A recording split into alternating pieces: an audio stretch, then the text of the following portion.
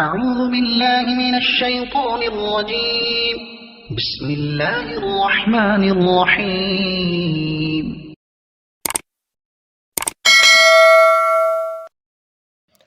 اعوذ باللہ من الشیطان الرجیم بسم اللہ الرحمن الرحیم انا انزلنا الیک الکتاب بالحق لتحکم بین الناس بما اراک اللہ ولا تکن للخائنین حسیما واستغفر اللہ ان اللہ کان غفورا رحیما ولا تجادل عن الذین یختانون انفسهم ان اللہ لا يحب من کان خوانا اثیما یستخفون من الناس ولا یستخفون من اللہ وهو معهم اذ یبیتون ما لا یرضى من القول وکان اللہ بما یعملون محیطا ہا انتم ہؤلاء جادلتم عنہم فی الحیاۃ الدنیا فمن یجادل اللہ عنہم یوم القیامۃ ام من یکون علیہم وکیلا ومن یعمل سوءا او یظلم نفسہ ثم یستغفر اللہ یجد اللہ غفورا رحیما ومن یکسب اثما فانما یکسبہ علی نفسہ وکان اللہ علیما حکیما ومن یکسب خطیئۃ او اثما ثم یرم بہ بریئا فقد احتمل بہتانا و اثما مبینا صدق اللہ العظیم۔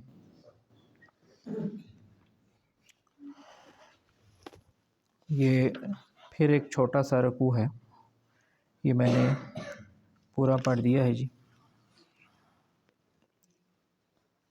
دیکھیں حضور علیہ الصلوۃ والسلام کو اللہ نے وحی کے ذریعے سے ایک تو قرآن کا علم عطا فرمایا اور ساتھ میں حکمت بھی عطا فرمائی۔ حکمت وہ عقل و دانش جو عام انسانوں کے پاس نہیں ہوتی، وہ وسیع حکمت بھی اللہ تعالیٰ نے آپ کو عطا فرمائی۔ اور چونکہ حضور علیہ الصلوۃ والسلام کی ذات بابرکات ہمارے لیے ایک نمونہ ہے،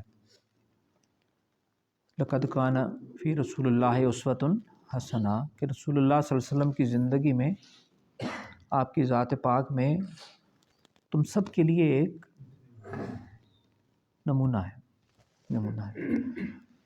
تو حضور علیہ الصلوۃ والسلام کو اللہ نے عام انسانوں سے،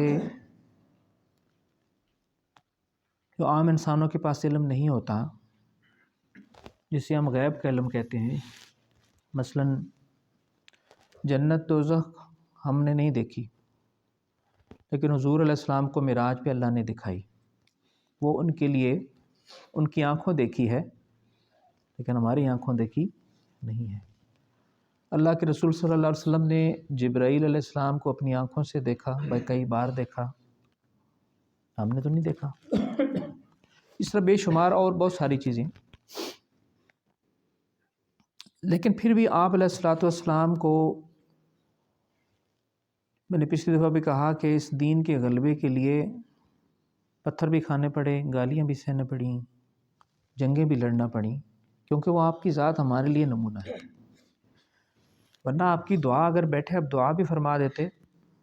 جب اللہ نے طائف پہ آپ پہ پتھراؤ ہوا تھا تو فرشتے جبرائیل علیہ السلام ساتھ میں پہاڑوں کا فرشتہ لے کے آئے تھے نا، کہ حبیب اللہ نے یہ فرشتہ پہاڑوں کے ساتھ بھیجا ہے کہ اگر آپ چاہیں تو یہ دو پہاڑوں کو ملا کے اس طائف کی بستی کو ملیا میٹ کر دے گا جنہوں نے آپ پر پتھر برسائے ہیں، لیکن حضور علیہ السلام نے کہا کہ ایسا میں رحمت بنا کر بھیجا گیا ہوں، یہ مجھے نہیں پہچانتے، ہو سکتا ہے کہ ان کی آنے والی نسلیں اس دین پر آ جائیں۔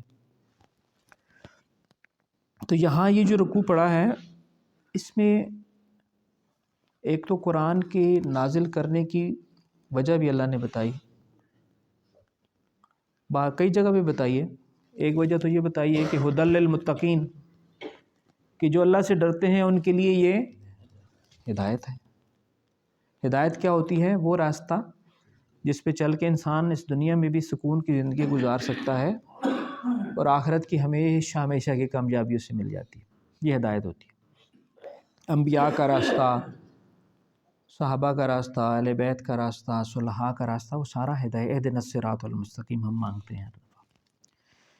یہاں پہ اللہ نے ایک اور مقصد اس قرآن کا یہ بتایا کہ اے حبیب، ہم نے اس قرآن کو اس لیے بھیجا تاکہ آپ اس کے ذریعے سے لوگوں کے جھگڑوں کے آپس کے فیصلے کریں۔ یہ وہ وجہ ہے جس کو ہم آج امت چھوڑ چکی ہے کہ اس قرآن کے مطابق اپنے فیصلے نہیں کراتی، فیصلے کراتی ہے انگریزوں کے قانون کے مطابق، فیصلے تعزیرات ہند کے مطابق۔ تو یہاں اللہ فرما رہے ہیں انا ہم نے انزلنا نازل فرمائی ہے الیک الکتاب، اے حبیب علیہ الصلوۃ والسلام آپ پر یہ کتاب یعنی قرآن کریم نازل فرمائی ہے، بالحق، حق کے ساتھ، لتحکم بین الناس، لتحکم تاکہ آپ فیصلہ کریں، بین الناس لوگوں کے درمیان، لوگوں کے معاملات۔ اب ہمارے معاشرے میں بھی مسئلے مسائل ہوتے رہتے ہیں، چوری ہو گئی، جھگڑا ہو گیا، مختلف مسائل ہوتے رہتے ہیں، تو اس زمانے میں بھی ہوتے تھے۔ تو اللہ نے فرمایا یہاں پہ کہ حبیب ہم نے آپ کی طرف یہ کتاب اس لیے نازل کی حق کے ساتھ، لتحکم بین الناس، تاکہ اس قرآن کے مطابق آپ بین الناس، الناس لوگوں کو کہتے ہیں، بین کہتے ہیں درمیان، بین ہم اردو میں بھی استعمال کرتے ہیں، بین مین درمیان، بین الناس تاکہ لوگوں کے درمیان آپ کیا کریں، فیصلہ کریں اس قرآن کے مطابق، بما اراک اللہ، جو اللہ نے آپ کو دکھایا ہے، یعنی حکمت بھی۔ ولا تقل للخائنین حسیما، خائن کس کو کہتے ہیں؟ خیانت کرنے والا، خیانت کرنے والا۔ ولا تقل للخائنین حسیما، ولا تکن اور نہ ہونا، للخائنین خیانت کرنے والوں کے لیے، حسیما یعنی ان کے لیے جھگڑنے والا۔ یہ میں آپ کو ایک واقعہ، دو واقعے لکھے ہوئے ہیں تفاسیر میں۔ ایک یہ لکھا ہوا ہے کہ ایک منافق منافق تھا، بظاہر مسلمان تھا لیکن منافق تھا، اوپر سے مسلمان تھا۔ اس نے آٹے کی تھیلا چوری کیا،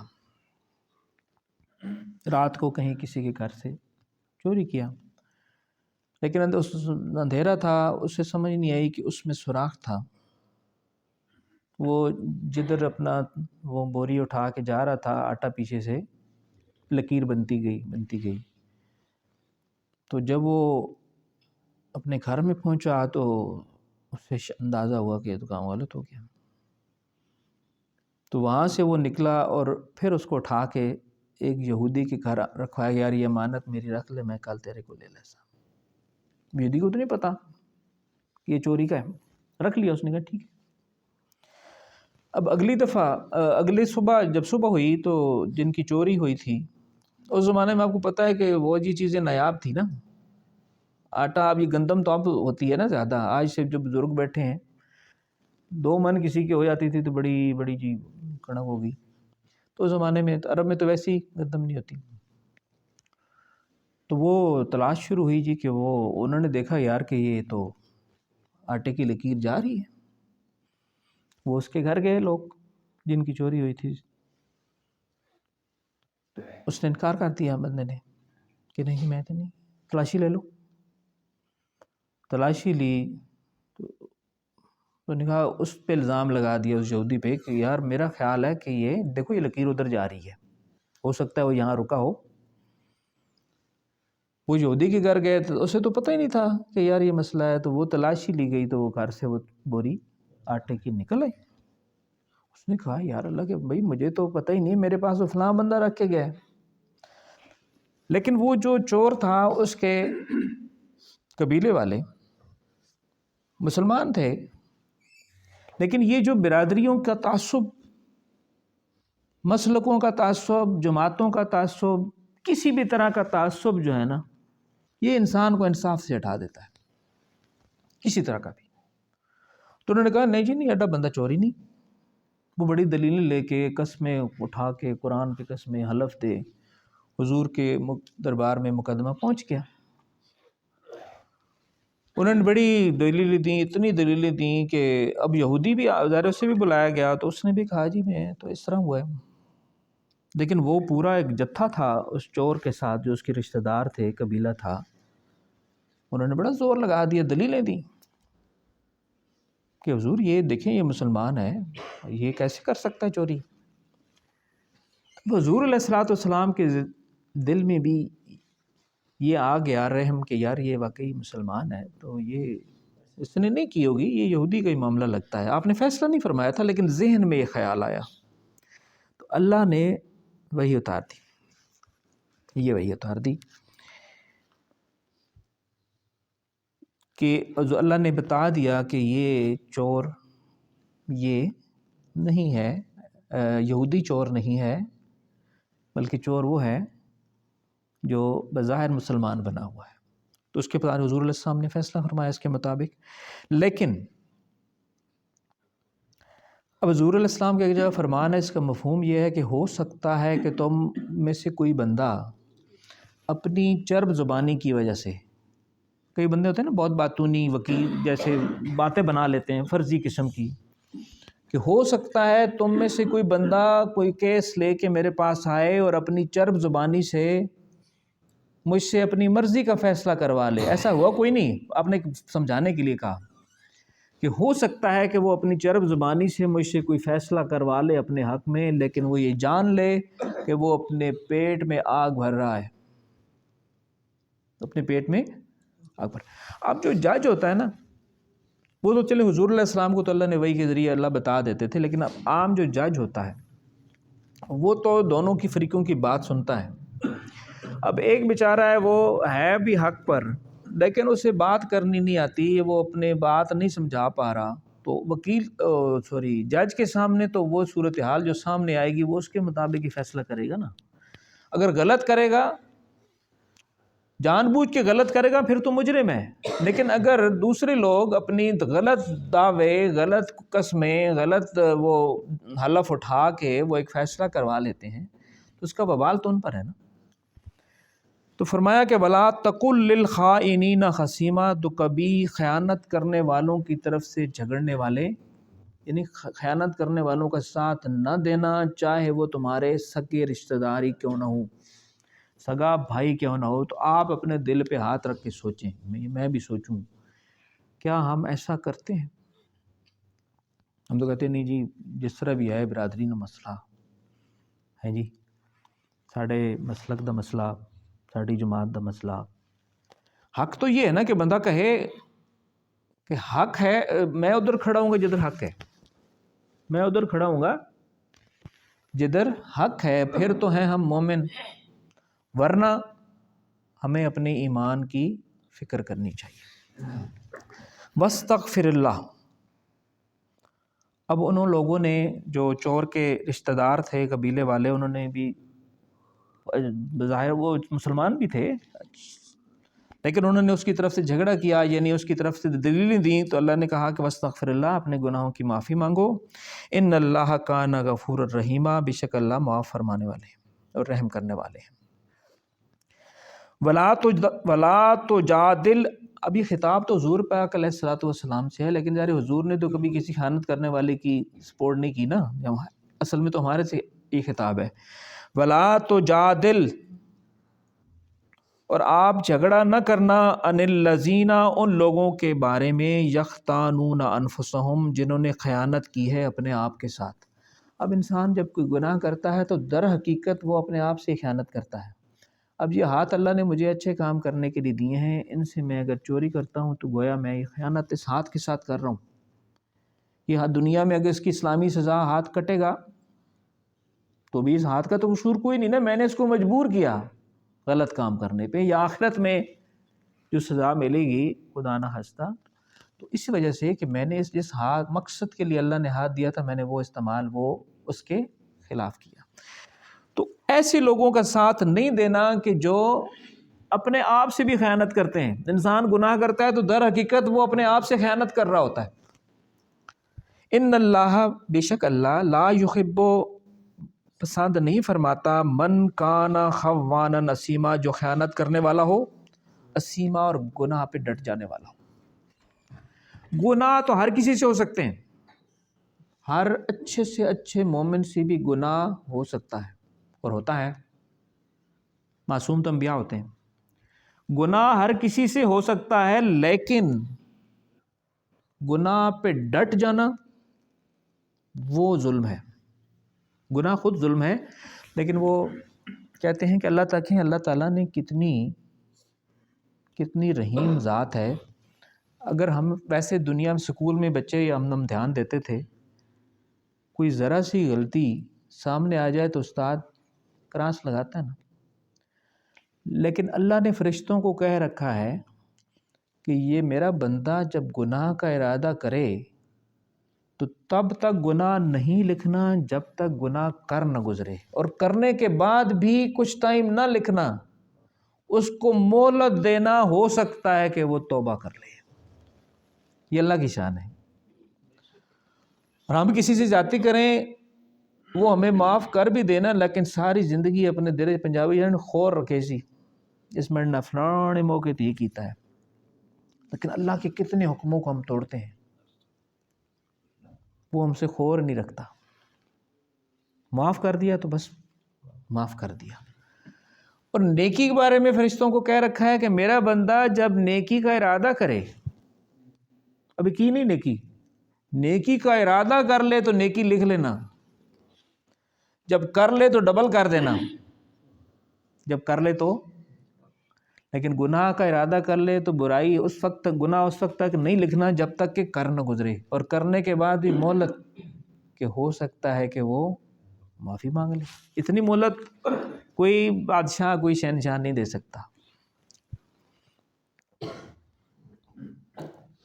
یستخفون، اخفا کرنا کس کو کہتے ہیں؟ خفیہ رکھنا، چھپانا۔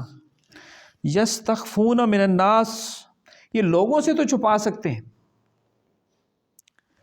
انسان کوئی گناہ کرتا ہے لوگوں سے چھپ کے کر سکتا ہے، چوری چھپ کی کرتا ہے نا، عام طور پہ چھپ کے کر سکتا ہے، کوئی برائی بھی چھپ کے لوگوں سے چھپ کے کر سکتا ہے۔ ولا یستخفون من اللہ، لیکن اللہ سے تو اخفا نہیں کر سکتا۔ اللہ سے خفیہ کون رکھ سکتا ہے؟ اللہ تو دیکھ رہا ہوتا ہے نا، تنہائی بھی ہو، تنہائی ہو، انٹرنیٹ پاس ہو، اللہ تو دیکھ رہا ہے۔ اللہ سے تو اللہ کہہ رہے ہیں کہ لوگوں سے تم چھپ کے گناہ کر سکتے ہو، ولا یستخفون من اللہ، اللہ سے نہیں چھپ سکتے۔ وَهُوَ مَعَهُمْ، اور وہ اللہ، وہ بادشاہ، مَعَهُمْ، ان کے ساتھ ہوتا ہے، اِذْ يُبَيِّتُونَ، جب یہ سرگوشیاں کرتے ہیں، مَا لَا يَرْضَىٰ، جن سے اللہ راضی نہیں ہوتا، اللہ کی یعنی مرضی کے خلاف سرگوشیاں کرتے ہیں، مطلب پلاننگیں کرتے ہیں، منصوبہ بندیاں کرتے ہیں حبیب آپ کے خلاف۔ اِذْ يُبَيِّتُونَ مَا لَا يَرْضَىٰ مِنَ الْقَوْلِ، ان اپنے گھروں میں بیٹھ کے راتوں کو یہ جو منصوبہ بندیاں خسر پسر کرتے ہیں، اللہ تو ان کے ساتھ ہوتا ہے، اس وقت دیکھ رہا ہوتا ہے کہ وہ کیا کر رہے ہیں۔ وَكَانَ اللَّهُ بِمَا يَعْمَلُونَ مُحِيطًا، اور وَكَانَ اللَّهُ، اور اللہ ہے، بِمَا يَعْمَلُونَ، جو بھی وہ عمل کرتے ہیں، محیط، گھیرا ہوا ہے اس نے۔ اللہ کے علم میں ہے سارا کچھ جو ہم کر رہے ہیں، اور اللہ کے علم میں ہے جو کچھ ہم دل میں رکھتے ہیں، کوئی کھوٹ رکھتے ہیں، کوئی تعصب رکھتے ہیں، اللہ کے علم میں ہے، ہماری نیتیں بھی اللہ کے علم میں ہیں۔ ہا انتم ہؤلاء جادلتم عنہم فی الحیات الدنیا، کہ دیکھو دنیا کی زندگی میں تو تم نے جھگڑ لیا، یعنی وہ اپنے جو کیس ہوئی میں نے جو بتایا تھا حضور علیہ السلام کے دربار میں، اپنے قبیلے کے بندے کے حق میں، چور جو تھا اس کے حق میں تو بڑی دلیلیں دیں، جھگڑا کر لیا کہ نہیں جی نہیں ساڑھا بندہ تو چور نہیں ہے، جھگڑا کر لیا۔ فَمَن يُجَادِلُ اللَّهَ، تو اللہ سے کون جھگڑا کرے گا، انہم، اس کے حوالے سے، یوم القیامہ، قیامت کے دن اس چور کو اللہ سے کون چھڑائے گا؟ کوئی ہے چھڑانے والا؟ اللہ سے کون بحث کرے گا؟ وہاں تو بھائی ہر کسی کو اپنی اپنی پڑی ہوگی۔ حضور علیہ السلام بھی سفارش اس کی کریں گے کہ جس نے اپنی زندگی حضور کے طریقے پہ گزارنے کی پوری کوشش کی، پھر اس سے جو غلطیاں کمی کوتاہیاں ہوئیں حضور کی سفارش سے بیڑا پار ہو جائے گا۔ لیکن جس نے ساری زندگی مسجد کا منہ نہیں دیکھا تو حضور اسے اپنا امتی گردانیں گے، اس کی شفاعت نہیں کریں گے۔ یہ بالکل غلط کنسیپٹ ہے کہ جو مرضی کری جاؤ، جو مرضی کری جاؤ، کہ جو کچھ بھی ہیں حضور کی امت سے ہیں۔ حضور کا راستہ یہ نہیں ہے، حضور کی تعلیمات بھی یہ نہیں ہے کہ حضور کے زمانے میں تو منافق بھی، پہلے میں نے کئی دفعہ عرض کیا ہے کہ وہ پہلی صف میں کھڑے ہو کے نماز پڑھتے تھے۔ عبداللہ بن ابی جو منافقوں کا سردار، وہ تو جب حضور خطبہ دیتے تھے تو سب کو کہتا چپ کرو چپ کرو، حضور غور نال سنو کی چنگی گلا کر رہے ہیں، اپنی حاضری لگواتا تھا، لیکن اللہ کو تو پتہ ہے نا۔ تو بات بھائی یہ ہے کہ وہاں پہ اللہ کے مقابلے میں کوئی کھڑا ہونے والا نہیں ہے۔ فَمَن يُجَادِلُ اللَّهَ، اللہ سے کون جھگڑا کرے گا، عنہم، اس بندے کے بارے میں جس نے چوری کی تھی یا جو بھی مجرم ہوگا، یوم القیامہ، امن یکون علیہم وکیلا، کیا اس کا وہاں بھی کوئی وکیل ہوگا؟ نہ تو بڑے وکیل بنے ہو تسی سارے اس چور دے، وہاں کون وکالت کرے گا؟ وَمَن یعمل، اور جو عمل کرے گا، سوءً، برا، جو برا عمل کرے گا، اور یظلم نفسہ، یا اپنے نفس پر کوئی بھی ظلم کرے گا، ثم یستغفر اللہ، لیکن پھر پلٹ آئے گا، استغفار کرے گا، نادم ہو جائے گا اپنے استغفار۔ یہ ایک ہوتا ہے زبان سے استغفر اللہ استغفر اللہ استغفر اللہ، دل چ اور بھی اس وقت پلاننگ چل رہی ہیں، اچھا آج تک بچ کے آگوں نہیں چھڈاں گے، ادھر استغفر اللہ استغفر اللہ۔ اس استغفر اللہ کا کوئی فائدہ یہ بھی اپنے آپ کو جھوٹی تسلیاں دینے والی بات ہے۔ استغفر اللہ کا مطلب یہ ہے کہ نادم ہو جائے انسان، آنسو بہائے، دل میں نادم ہو کہ یا اللہ مجھ سے غلطی ہو گئی، میں اس کا مداوع بھی کرنے کی کوشش کروں گا اور آئندہ نہیں کروں گا، پکا ارادہ کر لے، تو اس سے اللہ بڑا خوش ہوتا ہے۔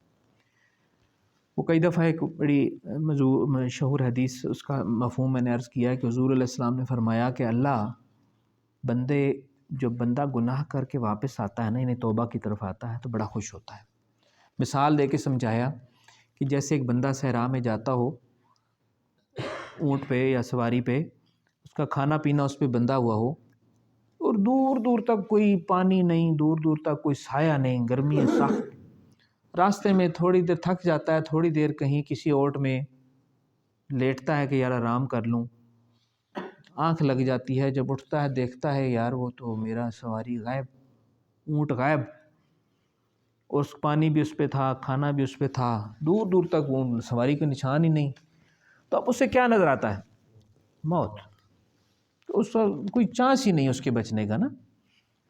لیکن اچانک اس مایوسی میں وہ دیکھتا ہے کہ وہ اونٹ، وہ سواری واپس آ رہی ہے اس کی طرف، وہ آتی ہے، اس کے اوپر اس کا کھانا پینا ویسے کا ویسا موجود ہوتا ہے، تو وہ کتنا خوش ہوتا ہے کہ جان بچ گئی۔ تو اللہ پاک اس سے زیادہ خوش ہوتے ہیں جب بندہ کوئی غلطی کر کے لوٹ کے پھر اللہ کی طرف آ جائے، وہ جہاں بھی گیا لوٹا تو میرے پاس آیا، بس یہی بات ہے اچھی میرے ہر جائی کی۔ تو لوٹنا ضروری ہے، گناہ سے بچنا بھی ضروری ہے، لیکن گناہ پھر بھی ہم جیسوں سے ہوں گے، گناہ خدا نخواستہ ہو جائے تو فوراً پلٹنا ضروری ہے، سچے دل کے ساتھ پلٹنا ضروری ہے۔ اب گناہ کی دو قسمیں، ایک اللہ کا حق توڑا، ایک کسی بندے کا حق توڑا، دو ہی گناہ کی قسمیں ہیں نا۔ اللہ کے حقوق کی سارے ہیں، نماز میں سستی ہو گئی، قضا ہوگی تو قضا کرے، روزے میں سستی ہو گئی، روزہ رہ گیا تو روزے کی جو بھی قضا کرے، کوئی بد نگاہی ہو گئی تو معافی مانگے۔ لیکن اگر کسی بندے کے ساتھ زیادتی ہو گئی، حقوق العباد میں مسئلہ ہو گیا، تو پھر اس بندے کے ساتھ تو معاملہ سیدھا پہلے کرنا پڑے گا۔ کسی کی غیبت ہو گئی تو اس سے بات کر کے اس سے منانا ہوگا، مشکل ہے یہ زیادہ۔ کسی سے زیادتی ہو گئی تو زیادتی ہو گئی، اس کی تلافی کرے۔ کوئی بھی کسی کا حق مار لیا تو وہ حق اس کو لوٹائے۔ کسی کو تھپڑ مار دیا تو یا تو اسے منا لے یا اسے تھپڑ کھائے. کہنے کو آسان ہے. وہ ایک صحابی تھے تو انہوں نے، اب ظاہر ہے وہ بھی انسان تھے نا، تو انہوں نے ایک اور صحابی جو کہ حبشی تھے، ان کے درمیان کوئی تلخ کلامی ہوئی تو ان کو یہ کہہ دیا کہ اوے کالی ماں کے بیٹے. تو وہ جو حبشی صحابی تھے وہ حضور علیہ السلام کی خدمت میں شکایت لے کے پہنچ گئے کہ انہوں نے مجھے یہ کہا ہے. اب نادم تو وہ ہو چکے تھے، غصے میں انسان کیا جاتا ہے. تو حضور نے کہا کہ ابھی وہ جہالت کی چیزیں تم لوگوں کے اندر سے نہیں نکلی ہیں. تو وہ صحابی جنہوں نے کہہ دیا تھا وہ اتنے نادم ہوئے، انہوں نے ان کو بلایا. انہوں نے کہا کہ آؤ بیچ چوک کے میں لیٹوں گا، تم اپنے پاؤں میرے چہرے کے اوپر ملو اور مجھے معاف کر دو، تاکہ میرے اندر سے یہ چیز نکل جائے، تاکہ آئندہ مجھ سے یہ غلطی سرزد. کہ جن کو آخرت کی فکر ہوتی ہے ان کو دنیا کی ان چھوٹی چھوٹی، جن کو ہم بزدیاں کہتے ہیں نا، بزدی ہو جائے گی.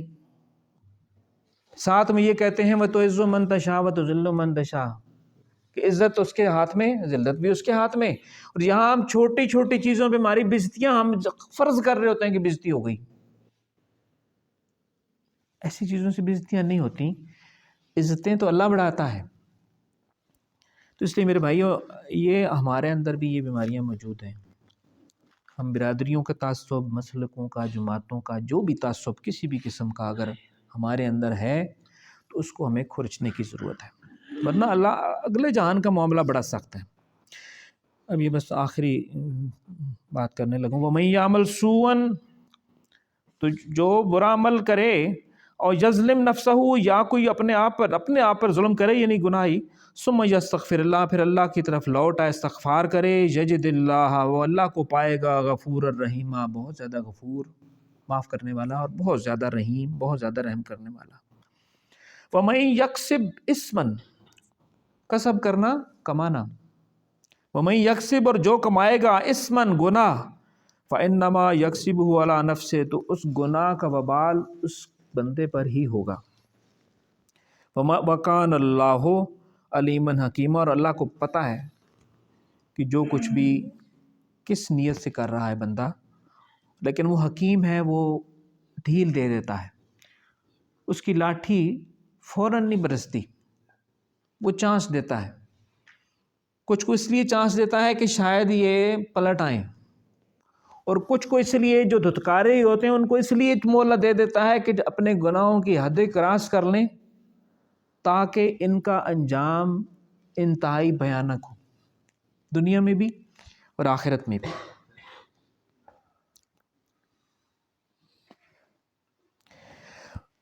آخری آیت جی. وَمَن یکسب خطیئۃ، اور جو کوئی خطا کمائے گا، او اسمن، یا گناہ، ثم یرمی بہ، اور اس کا الزام پھر کسی اور کو لگا دے گا. جیسے وہ پیچھے بات آ گئی شروع میں کہ چوری خود کی، الزام لگا دیا یہودی پر.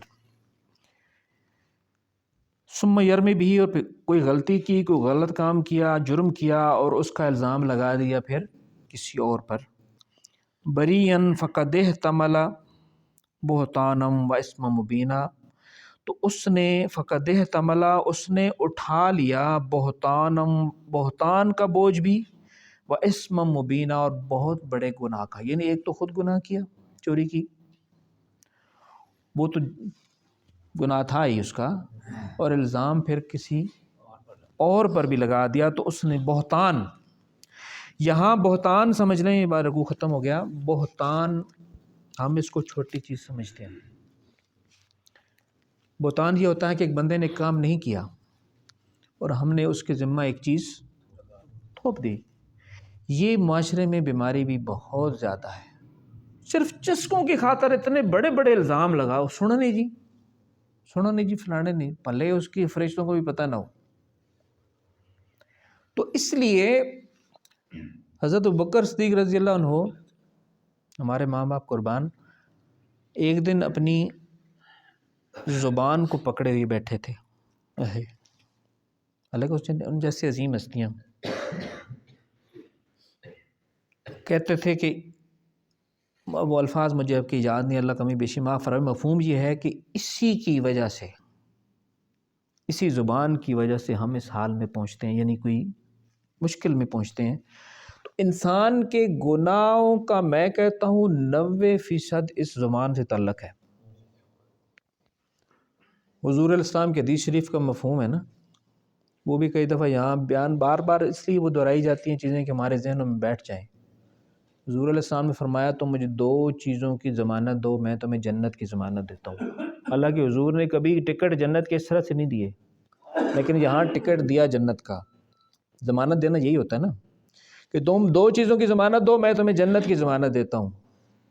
فرمایا ایک جو 2 جبڑوں کے درمیان ہے یعنی زبان، اور ایک جو 2 ٹانگوں کے درمیان ہے یعنی شرمگاہ.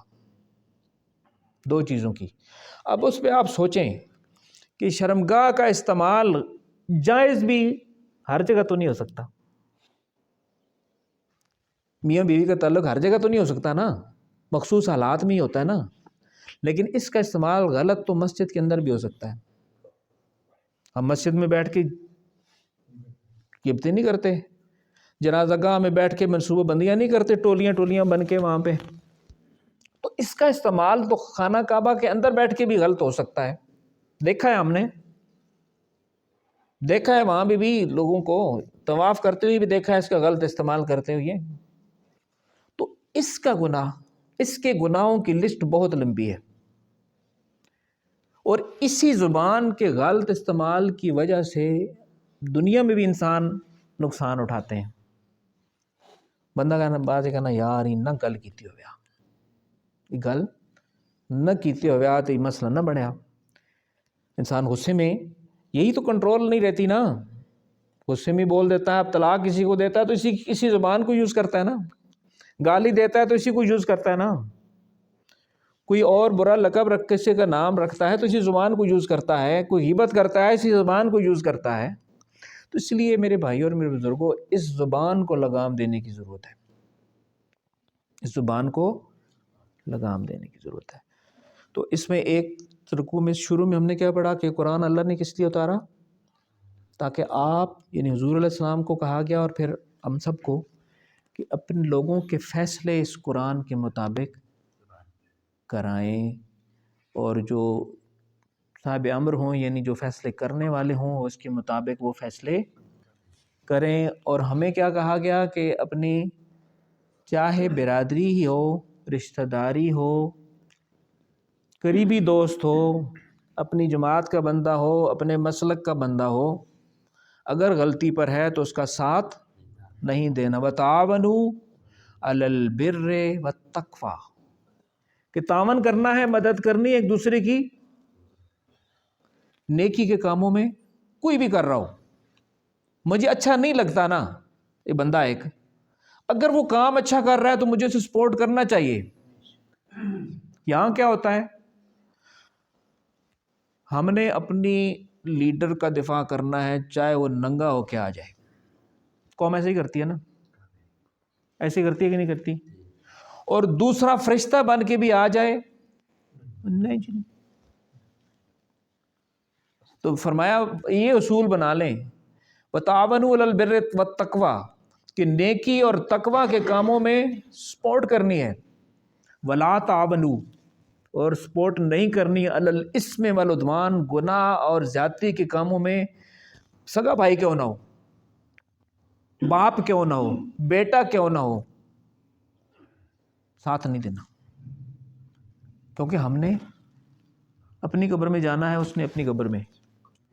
یہ اگر یہ قوم، پاکستانی قوم، یہ اصول اپنا لینا تو ان کے حالات سدھر جائیں. یہ بت پرست ہیں. بت پرست کیا ہوتے ہیں؟ بت وہ ہوتے ہیں نا پتھر کے، وہ تو صرف جو اس کو پوجا کر رہے ہوتے ہیں ان کو بھی پتہ ہوتا ہے یہ ہم نے خود بنائے ہیں. اصل بت وہ ہوتے ہیں، وہ برادریوں کے بت ہوتے ہیں، اصل جماعتوں کے بت ہوتے ہیں، مسلکوں کے بت ہوتے ہیں. بت وہ ہوتا ہے جن کو بندہ ایسے پوجے جیسے اللہ کو پوجنا چاہیے، ان کی غلامی ایسے کرے اپنے دھڑوں کی، ایسے غلامی کرے جیسے اللہ کی کرنی چاہیے، تو وہ بت ہے. وہ کوئی بھی ہو، وہ پارٹی ہو، وہ مسلک ہو، وہ برادری ہو، وہ دوست ہو، وہ بت ہے. جس کو اللہ کے مقابلے میں انسان زیادہ محبوب بنا لے وہ ہے بت. بعض اوقات انسان خود اپنا نفس اس کا بت بن جاتا ہے کہ وہ اپنے نفس کی مانتا ہے، اللہ کی نہیں مانتا، اپنی خواہشات کی مانتا ہے، اللہ کی نہیں مانتا، تو وہ پھر یہ بت پرست ہے نا. تو ہم نے جو لیڈر بنائے ہوئے ہیں وہ اندھے ہو کے ان کے پیچھے چلتے، نہیں دیکھتے ٹھیک کر رہا ہے تو ضرور چلیں، غلط کر رہا ہے تو کہیں غلط ہے. تو اللہ تعالی ہمیں حق پرست بنائے اور ہمیں اللہ حق کو حق کر کے دکھائے، یہ حضور علیہ السلام کی دعا ہے، اور باطل کو باطل کر کے دکھائے بالکل واضح. ایسے ہمارے چھوٹی سی عقلیں ہیں نا، ہمیں سمجھ آ جائے کہ یہ حق ہے یہ باطل ہے، اور اللہ سے توفیق مانگیں کہ وہ حق پہ چلنے کی، حق کا ساتھ دینے کی، اور باطل کے مقابلے میں کھڑا ہونے کی توفیق عطا فرمائے. آمین. اللہم صلی علی سیدنا محمد النبی الامی وعلی آلہ واصحابہ وسلم تسلیما. ربنا ظلمنا انفسنا وإن لم تغفر لنا وترحمنا لنكونن من الخاسرین. ربنا افرغ علینا صبرا وثبت اقدامنا فانصرنا علی القوم الکافرین. ربنا لا تؤاخذنا ان نسینا واخطأنا ربنا ولا تحمل علینا اصرا كما حملته على الذین من قبلنا ربنا ولا تحملنا ما لا طاقة لنا به واعف عنا واعف عنا واعف عنا واغفر لنا وارحمنا انت مولانا فانصرنا علی القوم الکافرین. الہ العالمین، ہم نے جو باتیں کی یا اللہ ان میں کوئی غلط بات ہو گئی تو معاف فرما. اے اللہ جو اچھی باتیں سنائیں ان کو اپنے دربار میں قبول فرما، ہمیں ان پر عمل کرنے والا بنا دے. الہ العالمین، جو زندگی کی سانسیں باقی ہیں اپنے راستے میں قبول فرما لے. یا الہ العالمین، یہ جو ہاتھ اٹھے ہیں ان سب کے دلوں کی جائز حاجتوں کو پورا فرما دے، سب کے مشکلوں کو آسانیوں میں بدل دے. اے اللہ آپ ہی ہیں مشکل کشا، آپ ہی ہیں حاجت روا، سب کی حاجتیں پوری کرنے والے آپ ہی ہیں میرے مالک. تو جانتا ہے ہم میں سے ہر کسی کی جو حاجت ہے، جائز حاجت ہے، اس کو پورا فرما لے، پورا فرما دے. یا اللہ جن کے گھروں میں تنگی ہے، مال میں تنگی ہے، سب کے لیے آسانیاں فرما دے. یا اللہ جن کے گھروں میں بیماری ہے ان کو صحت میں بدل دے. اے اللہ ہم سب کو روحانی اور جسمانی صحت عطا فرما دے. الہ العالمین اپنے راستے پہ چلنا آسان بنا دے. اے اللہ ہماری اولاد کو بھی اس دین پر چلنے والا بنا دے، اور ہماری اولاد کو، ہمارے گھر والوں کو ہماری آنکھوں کی ٹھنڈک بنا دے. الہ العالمین ہمارے گھروں کو دین کا گہوارہ بنا دے. الہ العالمین جو میرے بزرگ بیٹھے ہیں ان کو صحت عطا فرمائیں، ان کا سایہ تا دیر قائم رکھیں. میرے جو بھائی بیٹھے ہیں، نوجوان بیٹھے ہیں، بچے بیٹھے ہیں، ان سب کو اچھے روزگار عطا فرمائیے. صلی اللہ تعالی علی خیر خلقہ سیدنا محمد. الہ العالمین بڑی خشک سالی ہے میرے مالک. اے اللہ ہم اپنے گناہوں کی معافی مانگتے ہیں. یا اللہ ہمیں معاف فرما دے. اے اللہ آپ غفور الرحیم ہیں، یا اللہ ہمیں معاف فرما دے. اے اللہ رحمت کی بارش عطا فرما دے. یا اللہ رحمت کی بارش عطا فرما دے. اے اللہ اپنے پیارے حضور، اپنے پیارے آقا علیہ الصلوۃ والسلام کا وسیلہ دیتے ہیں آپ کو، حضور کے چہرہ اقدس کا وسیلہ بناتے ہیں. یا اللہ رحمت کی بارش عطا فرما دے. آپ کی اس کلام کو وسیلہ بناتے ہیں میرے مالک، اپنی رحمت کی بارش عطا فرما دے. صلی اللہ تعالی علی خیر خلقہ سیدنا محمد مبارک وسلم. جزاک اللہ جی.